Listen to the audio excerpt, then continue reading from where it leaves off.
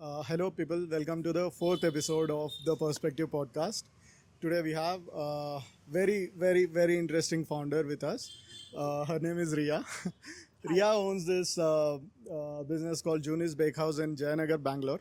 So, Ria, thank you for accepting the podcast request. Thank you for Yeah. having me. So, you could introduce yourself first, then we can get into the conversation. Firstly, thank you for having me. Very nice of you to think that this was a place that you wanted to sort of speak about and understand the journey.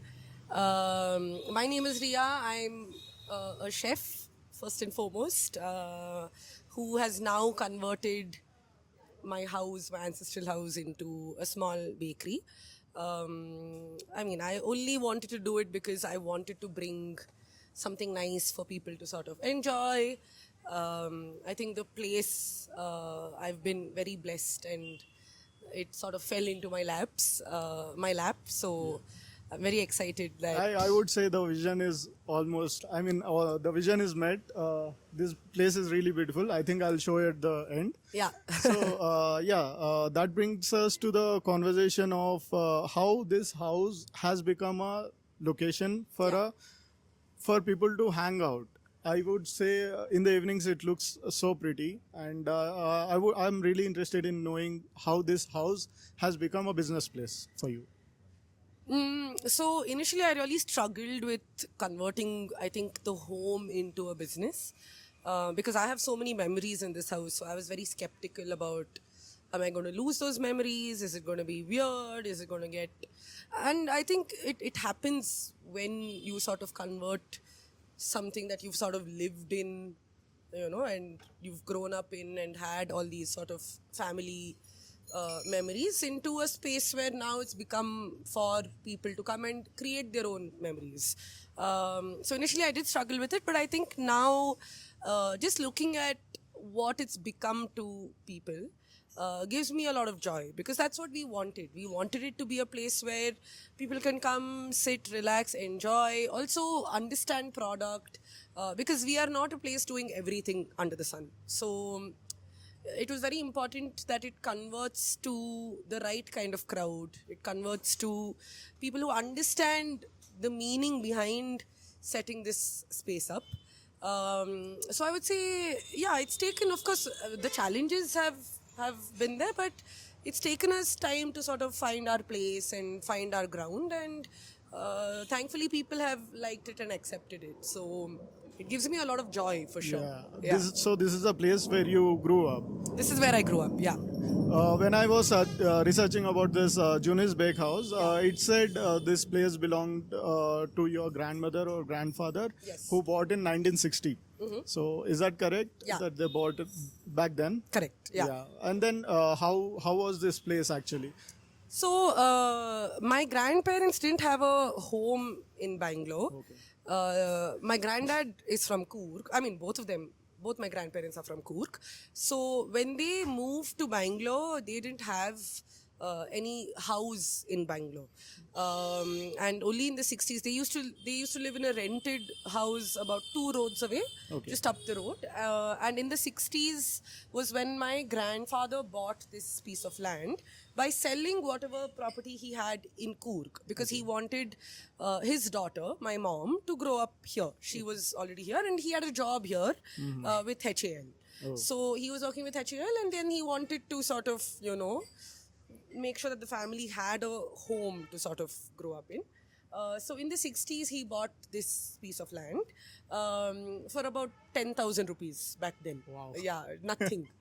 Now 10,000 is nothing, right? Nothing. Like it's One cafe bill would be 10,000. It's 10,000 bucks, yeah. So he basically sold off a little bit of his whatever he had in Coorg and bought this piece of land, and this was the home that he built for the family. So for his wife, which is my grandma, and my mom. So my mom was about 3 when they moved here. Yeah, she was not born in this house, but she grew up in this house as well. And initially it was only a ground floor. There was no, this duple wasn't there. The top floor my dad built after my parents got married. So in the 60s was when the foundation was laid by my grandfather. And then in the 80s, late 80s, 87, 88, I think, was when my dad built the upstairs Okay. while keeping the downstairs still sort of intact. Because my grandfather was very particular that he wanted some things a certain way, and even when we converted the house, we didn't want to change too much. In fact, some of the same stone that was used to for the entrance of the house is now the stone that's there outside. We didn't change the box windows. We sort of made it, I would say, aligned with the architecture that was already in place. That is what attracted me, because you are trying to keep the story intact, Correct. which started in the 1960s and it Yeah. is still going and it will go on. Yes, yeah. So then after the house, there was no business here. There was no No. bakery, nothing. No. Okay. When did you start this up, and what thought you got when you wanted to build this place as a bakehouse? So initially the plan was not to do anything here because, like I said, I think the family had too many sort of memories in this house. I didn't want the house to really change. So we had no intention of doing anything in this property. But I think when I moved back to Bangalore, I was away, I left in 2014. So for about 10 years, I was not in Bangalore. I wasn't living in this house. And when I moved back to Bangalore to sort of look at, okay, what are the next opportunities? What do I do? In terms of work, I think both my parents were like, why do we even go anywhere else when we have this that my grandparents have sort of already made for us. I was very skeptical in the beginning because, like I said, it was very hard for me to tell myself that, okay, this is the home that you grew up in, and now slowly, why don't you open it out to people? But I think the validation that my parents sort of gave me, and I think the entire family was like, why would you go anywhere else when you have this? I think that gave me confidence to sort of, of course there was a lot of backing. If not for them, we would not be here. Yes.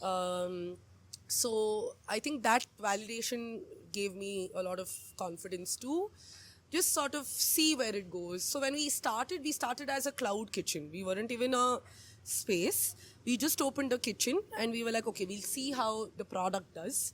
I have good number of years of experience, so I knew that, okay, this is what I want to do as a product.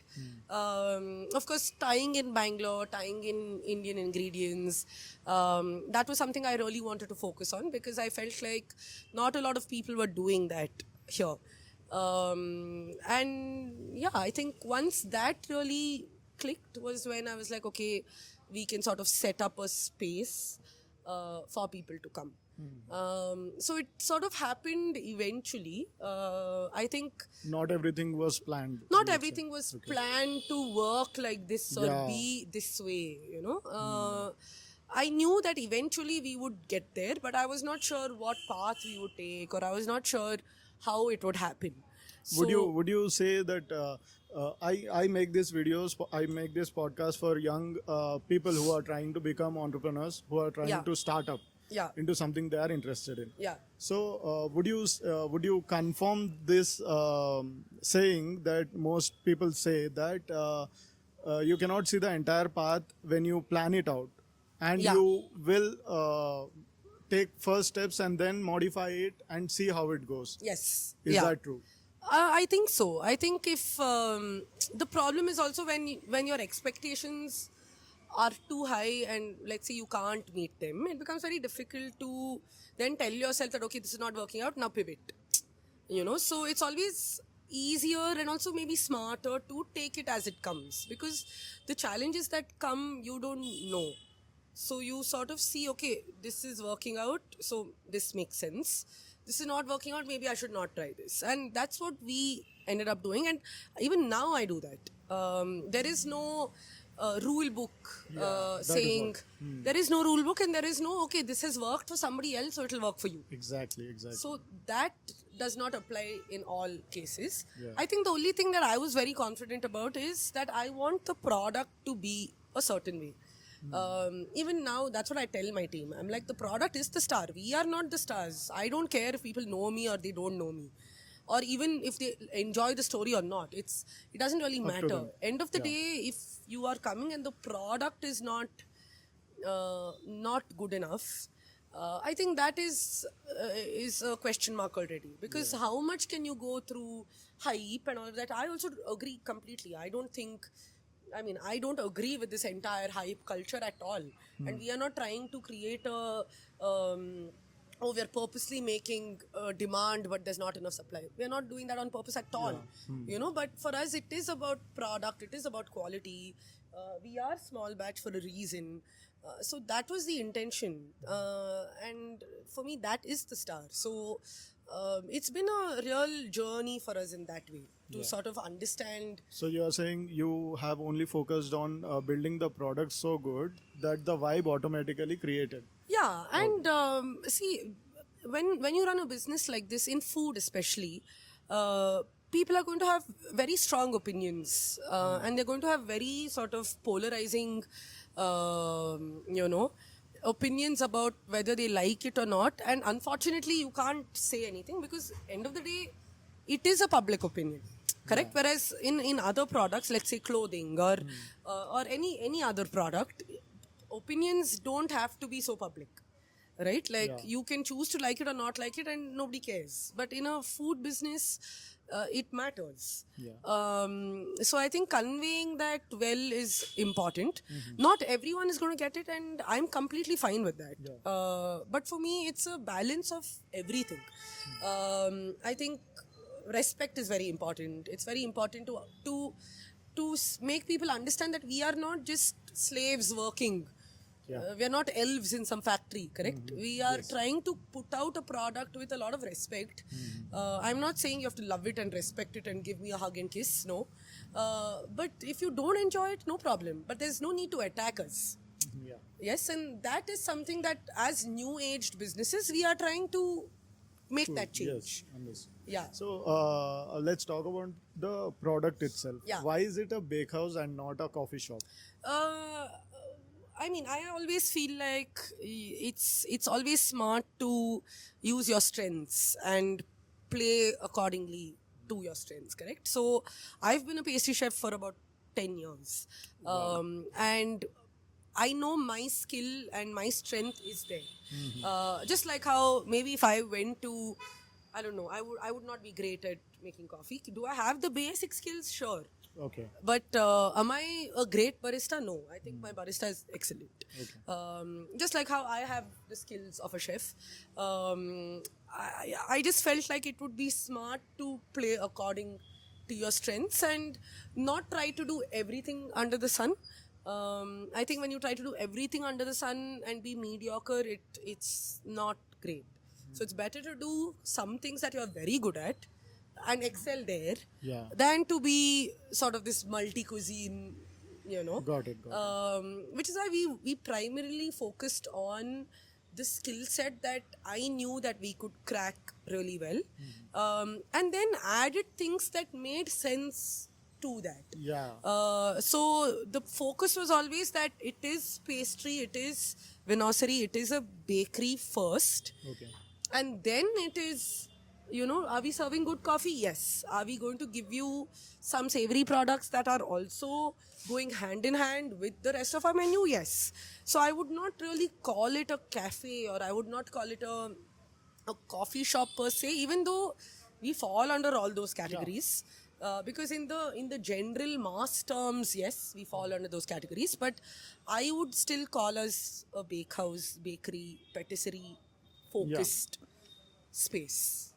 So speaking about bakery, what do you, growing up, by the way, while you are growing up, what was something you liked about the bakery culture here in Bangalore, specifically in Bangalore, and you don't find it anymore? That's a good question. So this was a conversation I had with someone else very recently. I think the bakery culture in Bangalore is dying now. If you look at, especially Iyengar bakery culture, or like really old bakeries, not necessarily Iyengar, but even if you go towards Frasertown, Coxtown, you'll see there's Thom's, you'll see more Christian bakeries. That culture is changing now because of, I would say, spaces like ours maybe, where we have traveled and gone abroad and worked on sort of global techniques and global skills and brought that back to people. So the newer generation now of children are not going to Iyengar bakeries anymore. Forget children, Gen Zs, one generation below me. Yeah. Correct? So for me, what I really enjoyed was the simplicity of the bakeries back then, because it's not like we had great quality. We had very regular, basic, cheap ingredients, but we didn't know any better. Yes, for me, a honey cake was, I thought it was really honey. Now we know it is sugar, correct? For me, the chocolate cake that we got, Black Forest, was a great cake, correct? I didn't know any better. I wasn't exposed to better chocolate or better ingredients, or so I think that simplicity you will not find ever again, because now that people are exposed and traveled, which is also great, and you understand quality, which is great.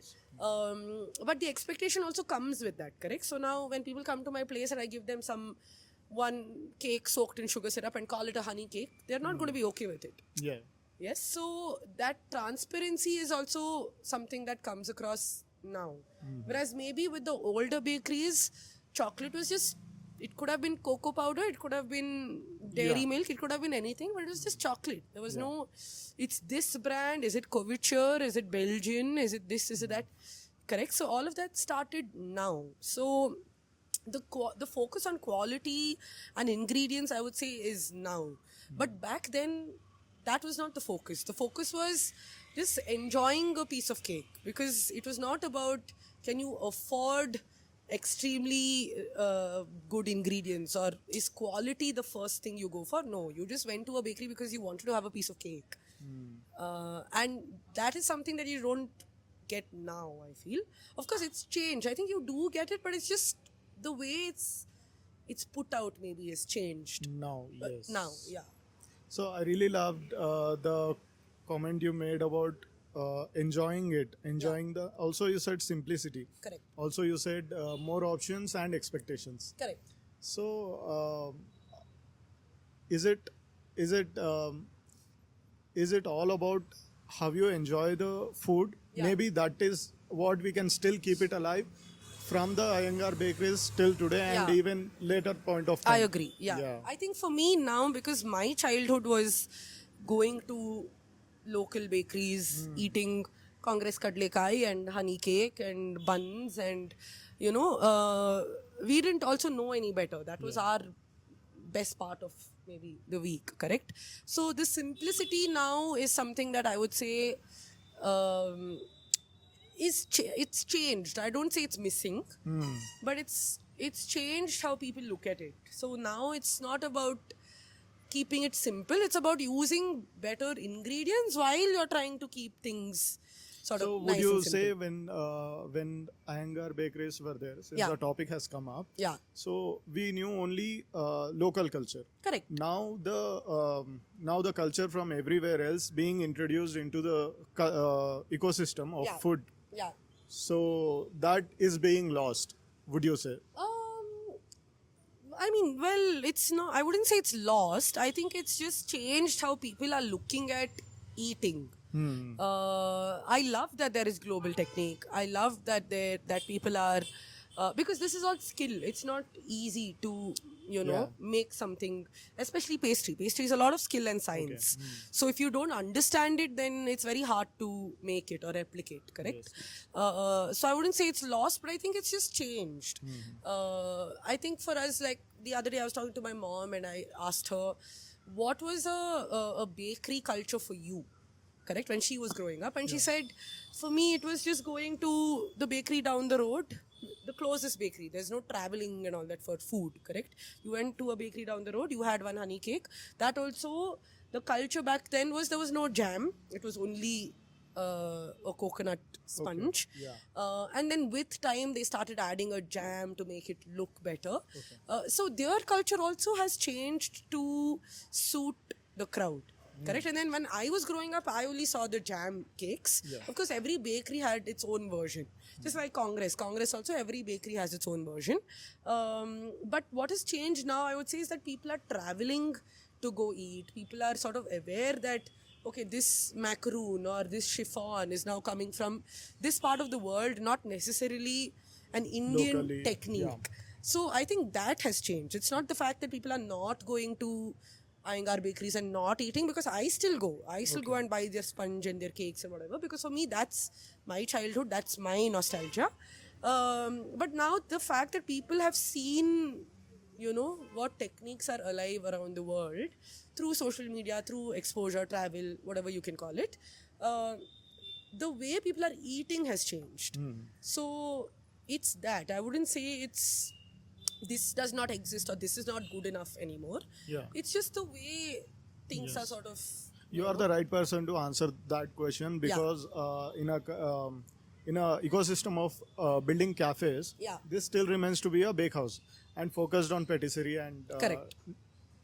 Coffee is just an add-on. Yes. Which is great, by the way. Yeah. So yeah, that was a point which I wanted to know from you. Yeah. Yeah. So what would you say your favorite item on the menu? It's a very tough question. I think when people ask me this, I'm like stumped. Like, I don't know what to say. I think for me, the Congress for sure. I would say the Congress. I would say we do a very nice passion fruit tart that I'm a big fan of. I really love desserts that are not too sweet. I like that balance of like a little bit of sourness, a nice bake. I'm not a big fan of heavy creams. I'm not a big fan of a lot of gelatin. I'm not a big fan of cold set desserts. That's not for me. So I like anything that's sort of baked and warm and, you know, has a lot of texture. I like crunchy, creamy. Like, I want to feel all of that when I'm eating something. Yeah. So I am that. I don't think I have a favorite per se.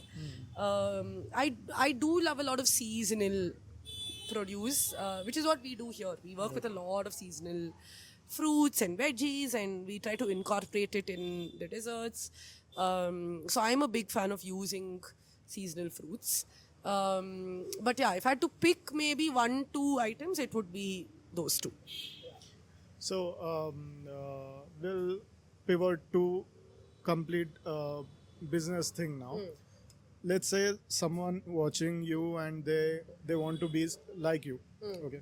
Obviously, they won't. Most of the times, they won't have their ancestral property. Correct. Yeah. So that way, you are lucky. Yeah. I mean, I tell people also that I'm very blessed, and there is something above there. The universe has really worked in our favor. This wouldn't have happened if not for, you know, my grandparents, my parents. This is not all me. So I would not even take credit for it. Yeah. So if someone is watching and they want to be just like you, Yeah. so what would you tell them? Also, I want you to explain one difficult situation you faced in building this business so far. Oh my God, where do I start?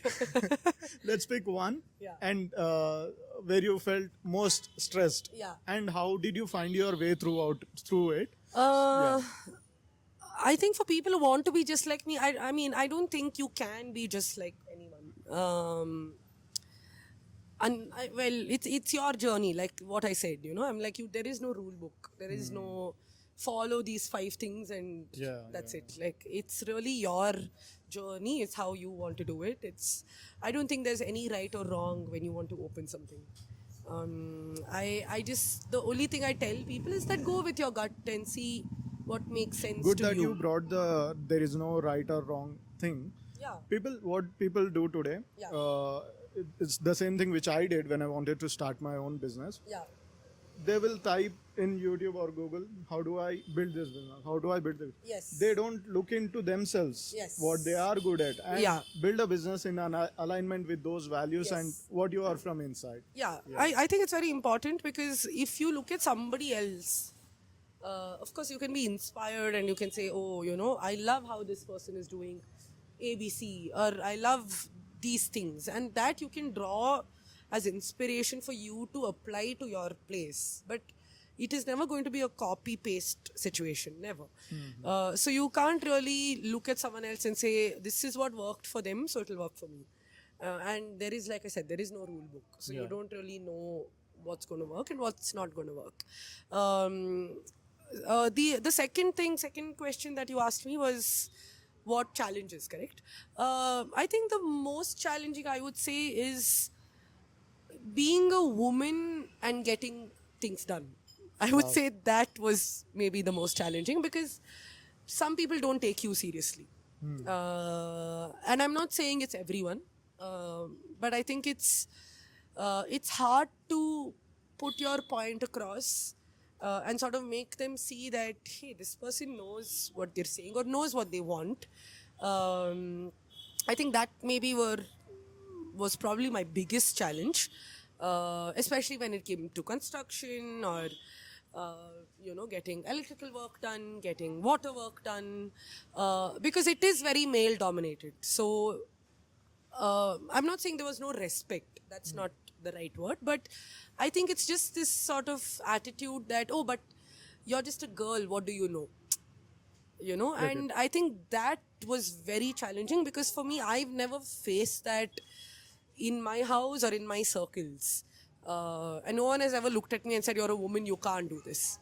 So I think that was the most challenging for me when we were building this space. So I had a lot of help from my father, my extended family, to just sort of get involved in those decisions. Not even decisions, in conveying what was already decided. I think that was probably the biggest challenge, because it is not easy to be taken seriously as a woman. It's taken a lot of time, and even now there are situations where people expect this sort of docile behavior out of, oh, just because I'm a woman, like you have to speak a certain way, you have to be a certain way, which is fair from a societal point of view. But I can run a business just like any other man.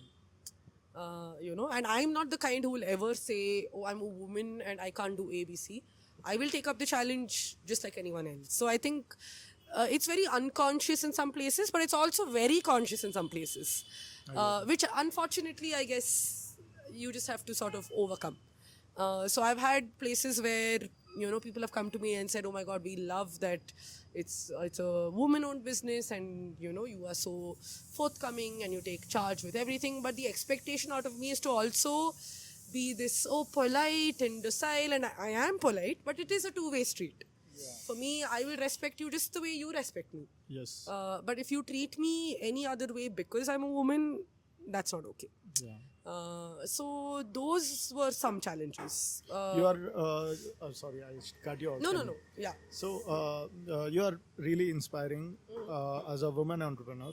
So you mentioned that building a business has an extra layer of challenge for a woman to build. Yeah. So something came into my mind that people, let's say married women. Yeah. Or I would, that is a wrong word to put. Maybe let's say people above 35 years of age, women, who wants to start working on their own. Yeah. Okay, self-dependency can be reason, anything can be reason. So they want to live to their potential, right? So they can look up to you. What would you tell them? Because they have so much potential and they don't want to waste it. I think it's very important to have a voice. That's the first thing I would say. Have what? Have a voice. Voice. Okay, got it. See, every situation is very different. So, who am I to say anything? I am not in your shoes, so I don't know how it's working. Correct, in your whatever situation. I think what worked for me is that in my case with my family and my close circle, no one has ever looked at me as you can't start something or you can't run something. So it's very important to have very good support systems and very good people around you who believe in you, who push you to do better. Even this is not a one woman show, correct? I have my entire family helping me out. When my parents are here, they help me. My brother, who's in Spain, helps me. His partner helps. My partner, when I used to be married, helped me with this. So there are a lot of people involved to push you to do your best. So it's very important to surround yourself with people who are going to be there for you, irrespective of your gender. Correct. I think as a woman, the added expectations are a little bit more because you're also seen as a nurturer, as a wife, as a daughter, as a mother. Correct. So, and I'm not saying those expectations are not there for men, but it is important that you are allowed to take that chance, and you have to have people who push you to do that. So I think it is that, and I got very lucky with that. Yes, if I were not in that situation where, let's say, my family was like, you know what, you can't do this, do something else, maybe I wouldn't have been here. So I think it's what situations you're in. It's about taking that risk, and it is a risk. A business like this, like I said, it looks great from the outside, but it takes a lot of time. This is a long game. This is not in 3 months you'll see returns. In 6 months you'll build one more. Sure, if that is the direction you're going and you want to get investors on board, all of that, sure. But it is that game you're playing, you know. So it's very important to surround yourself with people who understand that, who understand your vision, who understand where you're coming from. Yeah. So it's so many things. So it's not just a gender thing. It's multiple things that have to work out in your favor. For women who want to start, I think try, you know, like take that risk, tell your people, see what kind of support systems you can build. Very important, because you can't do it by yourself. No matter whoever, man, woman, child, whatever, it's not possible. So you have to surround yourself with people who believe in you, who push you. And that's the most important, and then you'll figure it out. There are going to be pros and cons irrespective of your gender. So in my case, I'm telling you what happened in my case, but now if I were a man, I'm sure there would have been other set of problems. So it's not about that. It's about, you know, surrounding yourself with the right people. Got it. So how would Juni's Bakehouse look like in 3 years, let's say? I don't know. I honestly don't know. I don't think I've ever looked at anything as whether it's Purely my as a life business, or whether it's personal, whether it's professional. I don't look at anything and say, in 5 years I want to be here. In 10 years I want to have one more. I don't look at it like that at all. I have an interesting question for you. Yeah. So the name Junis came from your grandmother. Yeah. So I suppose they are not here. Yeah, she's not. What alive. would they feel if they see this house today? Because I they hope last time proud. they have seen might be in 80s. Yes, yeah. She passed in the 90s. She did see the house change into this, but both of them passed one after the other. So they weren't really alive to see the house.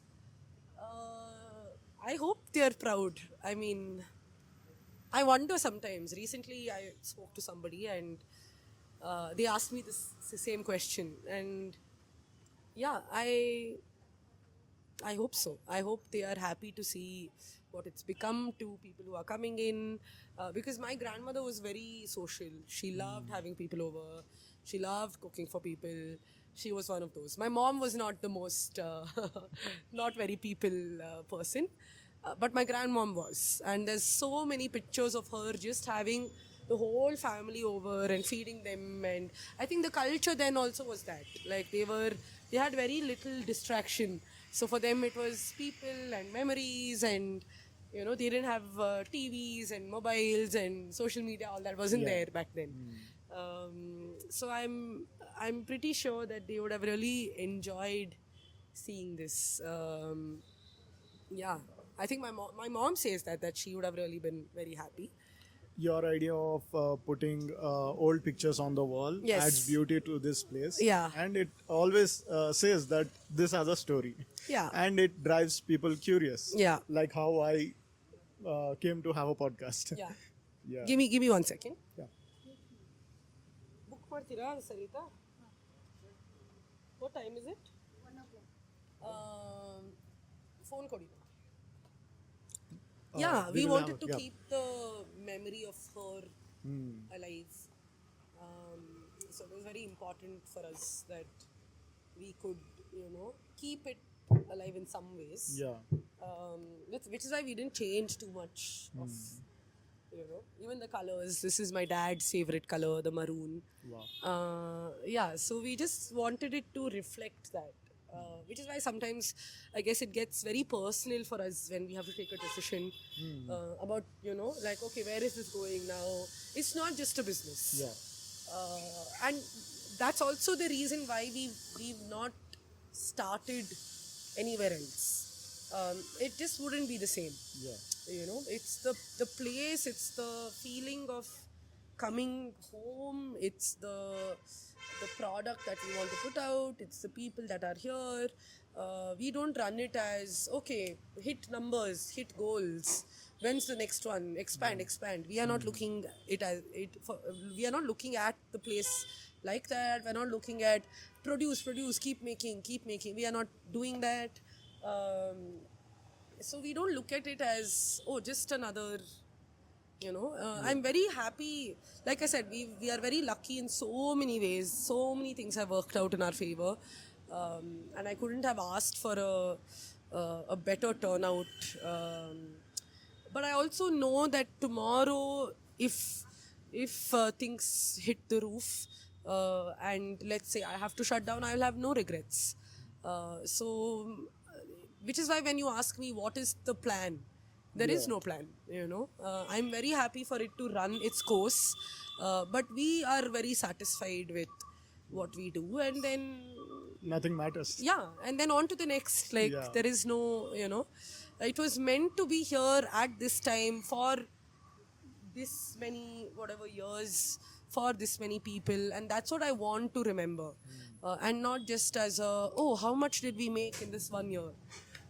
I'm not looking at it as Amazing, that. amazing. Yeah, so that's the plan. Yeah. So to close this, I would ask you if I have missed asking you something, and if you want to add to the conversation. No, you I can. think you asked me everything. Yeah. I think,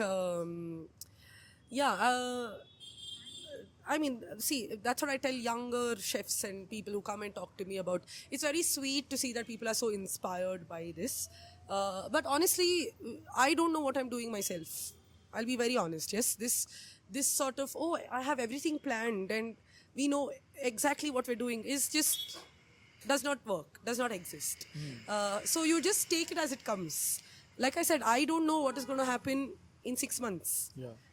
So the idea is to always keep going.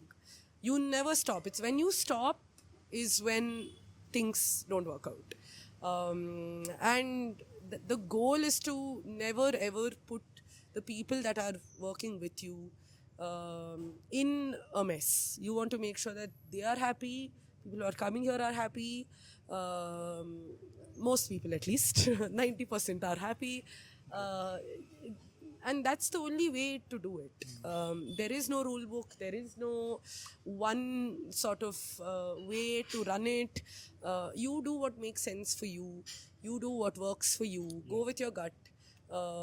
End of the day, you should be able to sleep well, knowing that you've upheld your ethics and your values, knowing that you've not cheated anyone, you've not bought anybody else down to make something work for you. Those are things that are very important. End of the day, we are human. No matter what business you've built or how much money you have, you're not going to take any of that to your grave. Correct? So that's very important to understand that these are human beings running the show. These are humans coming in. You're going to have people who absolutely love it, and you're going to have people who absolutely hate it, and you should be okay with it. And that's something I've told myself now after almost 2 years. So there is no right or wrong, and that's the only Amazing. yeah. So Perfect. Thank you for having me. I'm really glad. I loved the conversation today. Thank you so much for course. being a part of this Of course, podcast. yes. Yeah, this podcast is named Perspective to change people's perspective. Oh, perfect. Yeah. So Yeah. thank you for being a part of this. Lovely. Yeah. Thank you so much. Please keep coming. Yeah, I You're will. not from. I used to Bangalore, live in Bangalore, but I will make sure whenever I visit Bangalore, I Yeah. come here. Yes, please. Would be lovely to see you again. Thank you for Thank you so having me. much.